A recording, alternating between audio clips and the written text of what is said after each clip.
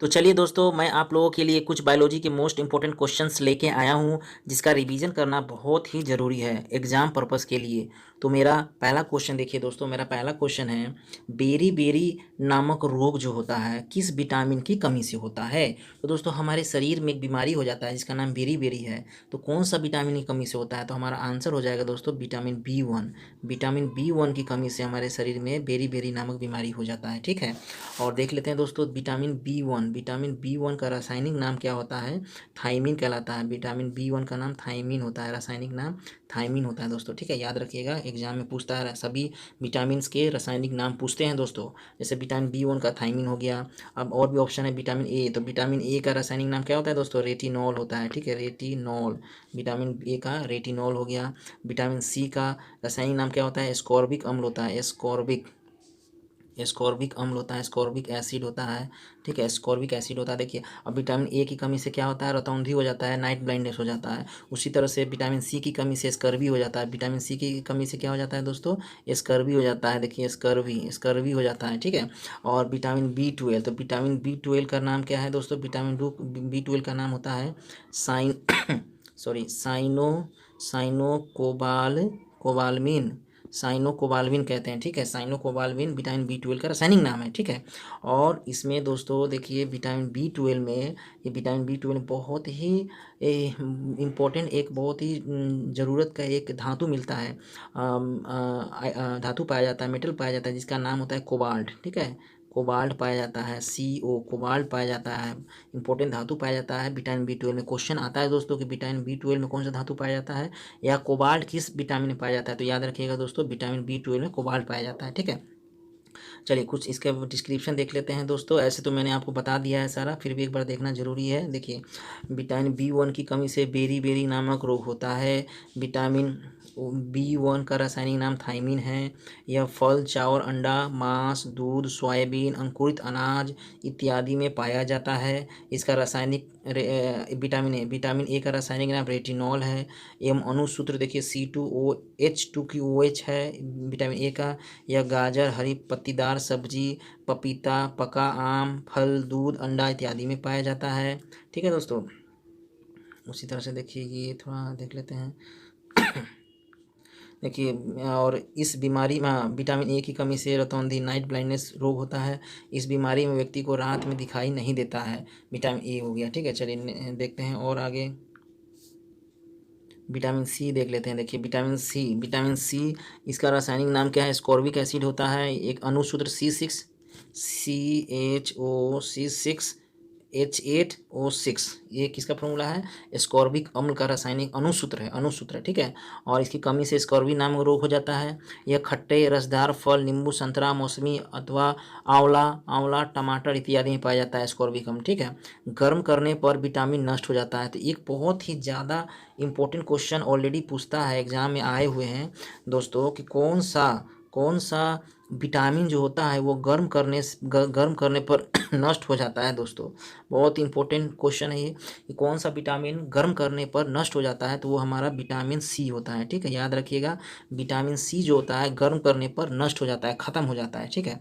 Vitamin B twelve पे आइए। देखिए दोस्तों, विटामिन ट्वेल्व का रासायनिक नाम क्या है? केमिकल नेम साइनोकोबाल्मिन है, ठीक है? इसमें कोबाल्ट धातु पाया जाता है, मैंने कहा था ना, कोबाल्ट धातु पाया जाता है। यह आरबीसी के निर्माण एवं प्रोटीन संश्लेषण में सहायक होता है।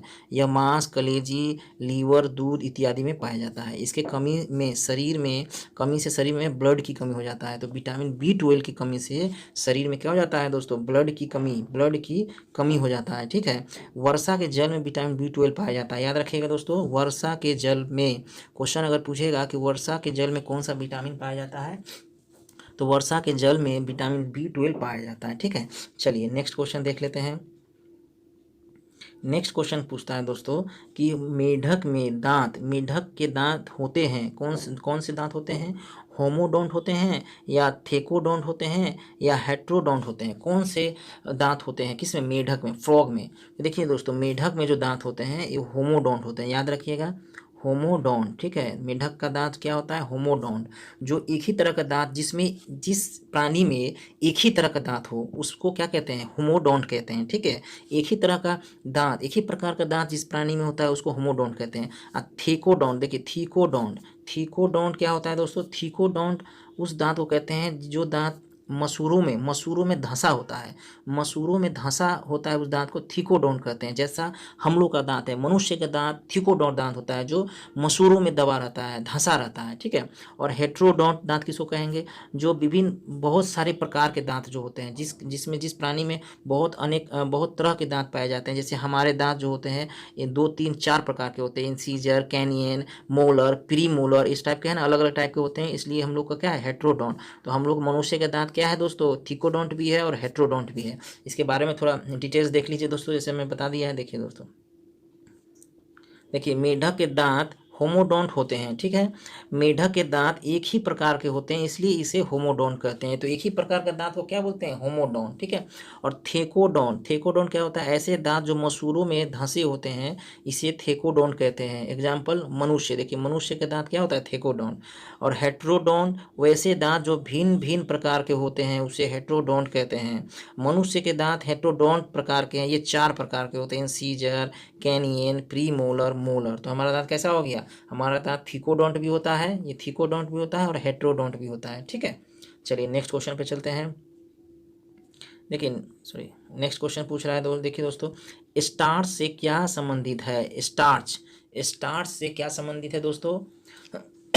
तो स्टार्च से संबंधित क्या है? ग्लूकोज। याद रखिएगा, स्टार्च से संबंधित ग्लूकोज होता है। देखिए इसका डिटेल्स देख लीजिए दोस्तों, स्टार्च से संबंधित क्या है? तो ग्लूकोज होता है, ठीक है। इधर देख लीजिए, देखिए दोस्तों, स्टार्च से संबंधित ग्लूकोज है, ठीक है। ग्लूकोज का रासायनिक फॉर्मूला क्या होता है? C6H12O6, ठीक है। C6H12O6 होता है, ठीक है। फ्रक्टोज, देखिए फ्रक्टोज क्या होता है दोस्तों? तो फ्रक्टोज प्राकृतिक रूप से सबसे अधिक मीठा होता है, यह शहद में पाया जाता है, ठीक है। शहद में पाया जाता है कौन? फ्रक्टोज। ये बहुत ही मीठा होता है, ठीक है। कृत्रिम रूप से सबसे अधिक मीठा सैकरिन होता है, लेकिन इससे ऊर्जा की प्राप्ति नहीं होती। यह बर्फ उद्योग में काम आता है, ठीक है।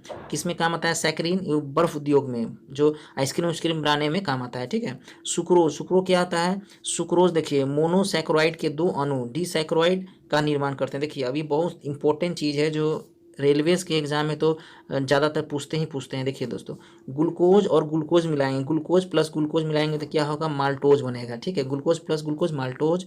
ग्लूकोज प्लस फ्रक्टोज बनाएंगे तो क्या होगा? सुक्रोज बनेगा। ग्लूकोज प्लस फ्रक्टोज सुक्रोज, और ग्लूकोज प्लस ग्लैक्टोज मिलेगा तो क्या होगा? सॉरी, ग्लूकोज प्लस ग्लैक्टोज बनेगा, मिलेगा तो क्या बनेगा? लैक्टोज बनेगा, ठीक है दोस्तों। तो ये 3 चीज इक्वेशन याद कर लीजिएगा, एग्जाम में पूछता है रेलवे के। तो ग्लैक्टोज क्या है? यह कार्बोहाइड्रेट का सबसे सरल अवस्था है। तो कार्बोहाइड्रेट का सबसे सिंपलेस्ट फॉर्म कौन सा है? तो ग्लैक्टोज। कार्बोहाइड्रेट का सामान्य सूत्र क्या है? CH2O2 होता है। 1 ग्राम कार्बोहाइड्रेट से 4.2 कैलोरी ऊर्जा मिलती है। कितना? 4.2 कैलोरी ऊर्जा मिलता है। कितना? 1 ग्राम कार्बोहाइड्रेट में। तो 1 ग्राम कार्बोहाइड्रेट में कितना? 4.2 कैलोरी ऊर्जा हमें मिलता है, ठीक है। नेक्स्ट क्वेश्चन पे चलते हैं। नेक्स्ट क्वेश्चन देखिए क्या है दोस्तों, दांत का शिखर बना होता है। दांत का शिखर किसका बना होता है दोस्तों? तो देखिए दांत का शिखर किसका बना होता है? तो ऑप्शन है कार्टिलेज, एनामेल, डेंटाइन, काइटिन। तो देखिए हमारा जो दांत होता है उसका शिखर जो बना होता है वो डेंटाइन का बना होता है। किसका बना होता है? डेंटाइन का, ठीक है। तो सही आंसर हमारा हो जाएगा डेंटाइन। इसके डिस्क्रिप्शन थोड़ा देख लेते हैं दोस्तों। देखिए दोस्तों, दांत का शिखर डेंटाइन का बना होता है। किसका? डेंटाइन का बना होता है। दांत के बाहरी परत, जो ये हमारा परत है ना, बाहरी परत दोस्तों, ये सब बाहरी परत, ठीक है। दांत का बाहरी परत को एनेमेल कहते हैं। क्या कहते हैं? एनेमेल कहते हैं। ये हमारे शरीर का सबसे कड़ा एवं मजबूत भाग है। ये जो बाहरी परत जो है दांत का, ये सब बाहरी परत, ये क्या है दोस्तों? ये जो बाहरी सब परत है वो क्या है? उसको एनिमल कहते हैं। जो हमारे शरीर का सबसे मजबूत और कड़ा हार्ड पार्ट है, हमारे बॉडी का पार्ट का सबसे हार्ड पार्ट क्या है? एनिमल, जो दांत का ऊपरी भाग है। तो दांत के अंदर वाले भाग को डेंटाइन कहते हैं। क्या कहते हैं? डेंटाइन कहते हैं। और उपास्थि कार्टिलेज, यह मुलायम एवं लचीला होता है। यह मुलायम एवं लचीला होता है। नाक एवं कान के निर्माण में सहायक होता है क्या? कार्टिलेज। काइटिन क्या होता है दोस्तों? कीटों के बाहरी आवरण का निर्माण काइटिन से होता है, यह कड़ा होता है। ठीक है, चलिए नेक्स्ट क्वेश्चन देख लेते हैं। देखिए दोस्तों, नेक्स्ट क्वेश्चन क्या है? स्कर्वी रोग किस विटामिन की कमी से होता है? तो मैंने इससे पहले ही फर्स्ट क्वेश्चन में मैंने बताया था दोस्तों कि स्कर्वी जो बीमारी है वो विटामिन सी की कमी से होता है। विटामिन सी की कमी से स्कर्वी होता है। ठीक है चलिए इसके बाद डिस्क्रिप्शन से थोड़ा विस्तार से देख लेते हैं दोस्तों। देखिए, स्कर्वी रोग विटामिन सी की कमी से होता है। इसका रासायनिक नाम सूत्र जो है एस्कॉर्बिक एसिड कहते हैं। ठीक है, स्कर्वी रोग विटामिन सी की कमी से होता है और विटामिन सी का रासायनिक नाम एस्कॉर्बिक एसिड होता है। इसका सूत्र होता है C6H8O6 होता है। ठीक है दोस्तों, और विटामिन सी के प्रमुख स्रोत किसमें किसमें विटामिन सी पाया जाता है? खट्टे रसदार फल जैसे नींबू, संतरा, मौसमी, आंवला, टमाटर इत्यादि ये सब में पाया जाता है विटामिन सी। ठीक है, चलिए नेक्स्ट क्वेश्चन देखते हैं। नेक्स्ट क्वेश्चन देखिए, पेप्सिन होता है। पेप्सिन क्या होता है दोस्तों? तो पेप्सिन एक एंजाइम होता है। ठीक है, पेप्सिन जो होता है एक एंजाइम होता है, हार्मोन नहीं होता है, विटामिन नहीं होता है, पोषक तत्व तो नहीं। पेप्सिन क्या होता है? तो पेप्सिन एक प्रकार का एंजाइम है, शरीर का एक टाइप का एंजाइम है। ठीक है, देख लेते हैं डिस्क्रिप्शन। देखिए दोस्तों, पेप्सिन एक एंजाइम होता है। ठीक है, पेप्सिन पेट के स्टोमक के पेप्टिक सेल से स्रावित होता है। कहाँ स्रावित होता है? तो पेप्सिन जो होता है वो स्टोमक के पेप्टिक सेल से स्रावित होता है, जो पेप्सिन में बदलता है। ठीक है, पेप्सिन बदलता है, यह प्रोटीन को पेप्टोन्स में परिवर्तित करता है। सभी एंजाइम प्रोटीन होते हैं। ये इंपॉर्टेंट बात ध्यान में रखना है आपको दोस्तों। क्या इंपॉर्टेंट ध्यान में रखना है कि ये ध्यान में रखना है दोस्तों कि सभी एंजाइम प्रोटीन होते हैं। सभी एंजाइम क्या है? प्रोटीन होते हैं, लेकिन सभी प्रोटीन जो है सभी प्रोटीन एंजाइम नहीं होते हैं। याद रखिएगा दोस्तों, क्वेश्चन में आता है कि सभी एंजाइम प्रोटीन होते हैं मगर सभी प्रोटीन एंजाइम नहीं होते हैं। ठीक है, और हार्मोन क्या होता है? यह हमारे शरीर के विभिन्न भागों से स्रावित होता है। हार्मोन्स जो होता है विभिन्न भागों से स्रावित होता है एवं बॉडी के अंगों के विकास में सहायक होता है। जो हार्मोन्स होते हैं ये हमारे शरीर में विकास ग्रोथ के लिए बहुत ही इंपॉर्टेंट है। ठीक है, और विटामिन जो होता है हमारे शरीर के बीमारियों से रक्षा करता है। तो बीमारी से रक्षा कौन करता है? विटामिन। इसलिए फल फ्रूट्स हम लोग को खाना जरूरी है, क्योंकि फ्रूट्स में विटामिन, बहुत सारे विटामिन पाए जाते हैं जो विटामिन हमारे शरीर को बीमारी से रक्षा करता है। ठीक है, डिफेंस करता है। ठीक है, चलिए नेक्स्ट क्वेश्चन देखते हैं। नेक्स्ट क्वेश्चन कहता है दोस्तों, देखिए, ग्लूकोज का ग्लाइकोजन में परिवर्तित यकृत में होता है। ठीक है, कहाँ होता है? ग्लूकोज का ग्लाइकोजन में परिवर्तित यकृत में होता है, किंतु इसका संग्रह कहाँ होता है? ठीक है, ग्लूकोज जो होता है हमारा, ठीक है, ग्लूकोज का ग्लाइकोजन में परिवर्तित चेंज कौन करता है? यकृत, लीवर में होता है ग्लूकोज का ग्लाइकोजन में। बट इसका स्टोर कहाँ होता है? स्टोर होता है दोस्तों यकृत तथा पेशियों, लीवर एवं मसल्स। ठीक है, यकृत में तथा पेशियों, मसल्स में इसका स्टोरिंग होता है। ठीक है, देख लेते हैं। देखिए दोस्तों, ग्लूकोज का ग्लाइकोजन में परिवर्तन होकर यकृत एवं पेशियों में संग्रहित रहता है। यकृत सबसे बड़ा एक्सोक्रीन ग्लैंड है। ब्राहिस्रावी ग्रंथि है कौन? यकृत। लीवर में गड़बड़ी के कारण पीलिया रोग होता है। लीवर में अगर गड़बड़ी हो गया, ठीक है, यकृत में, तो क्या होता है? पीलिया रोग हो जाता है। लीवर में पीत रस का निर्माण होता है। तो ये क्वेश्चन पूछता है दोस्तों कि पीत रस का निर्माण कहाँ होता है? तो लीवर में होता है, यकृत में। और पीत रस संग्रहण कहाँ होता है? तो पित्ताशय में होता है। ठीक है, पित्ताशय में, याद रखिएगा, पीत रस बनता है, निर्माण होता है लीवर में और संग्रहण होता है पित्ताशय में।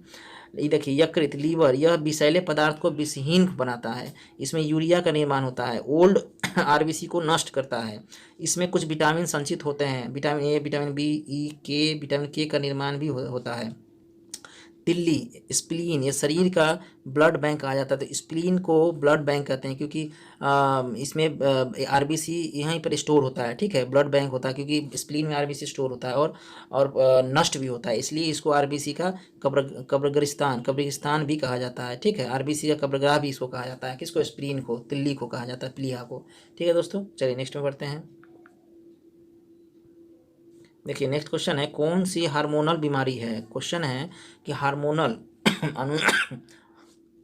बीमारी कौन सा है? ठीक है, तो देखिए दोस्तों, हार्मोनल बीमारी घेंगा है। याद रखिएगा, हमारे शरीर में हार्मोनल बीमारी घेंगा है। ठीक है, किसी कमी से होता है घेंगा बीमारी दोस्तों? आयोडीन की कमी से होता है, और घेंगा हार्मोनल बीमारी भी है। ठीक है, देख लेते हैं इसके बारे में।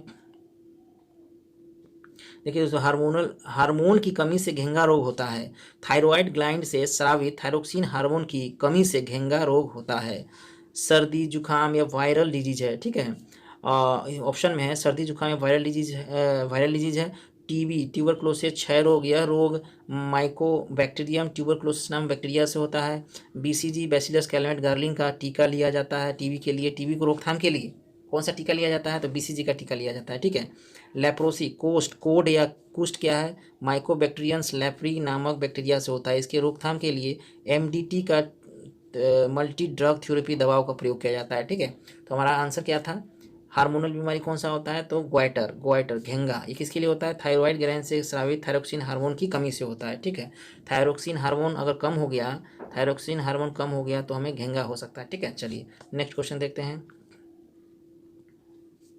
नेक्स्ट क्वेश्चन है, देखिए पेलियंटोलॉजी किसका अध्ययन होता है, पेलियंटोलॉजी किसका अध्ययन कहा जाता है, तो देखिए दोस्तों पेलियंटोलॉजी में किसका अध्ययन होता है, तो जीवाश्मों का अध्ययन होता है, ठीक है। फोसिल्स जीवाश्मों का अध्ययन पेंटियोलॉजी कहलाता है, ठीक ना। बर्ड का अध्ययन किस में कहा जाता है, पक्षियों का ऑर्निथोलॉजी, देखिए ऑर्निथोलॉजी कहा जाता है पक्षियों का अध्ययन को। ऑस्टियोलॉजी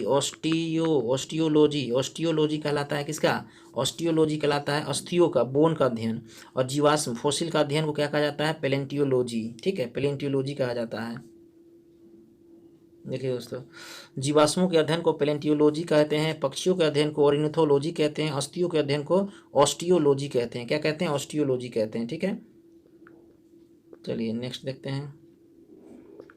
विलियम हार्वे किसकी खोज के लिए प्रसिद्ध थे, दोस्तों प्रसिद्ध हैं, तो विलियम हार्वे ने सर्वप्रथम रक्त परिसंचरण का खोज किया था, किसका किया था, ब्लड परिवहन, रक्त परिसंचरण का खोज किया था विलियम हार्वे ने किया था। चलिए नेक्स्ट क्वेश्चन देखते हैं। देखिए दोस्तों नेक्स्ट क्वेश्चन है, ए बी रुधिर वर्ग के व्यक्ति का रुधिर दिया जा सकता है, तो ए बी रुधिर वर्ग ए बी ब्लड ग्रुप जिसका है वो किसको ब्लड दे सकता है, तो दोस्तों ए बी वाले लोग ए बी को ही दे सकता है, ठीक है। ए बी वाले लोग ए बी को ही दे सकता है, ठीक है।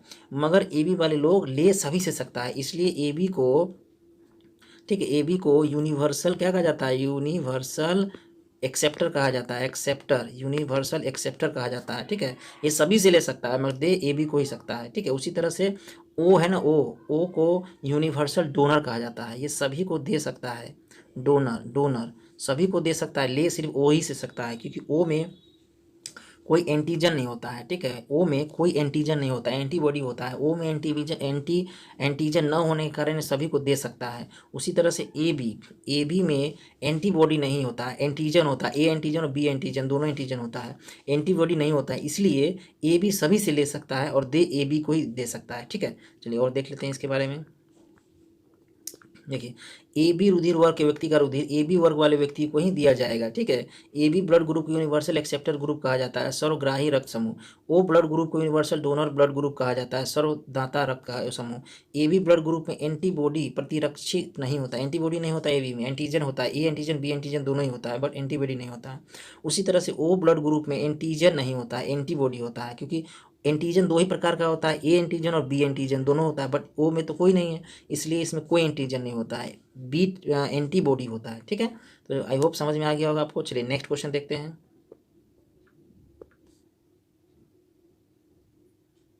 तो चलिए दोस्तों यहीं तक रखते हैं, आज ये लास्ट क्वेश्चन था मेरा।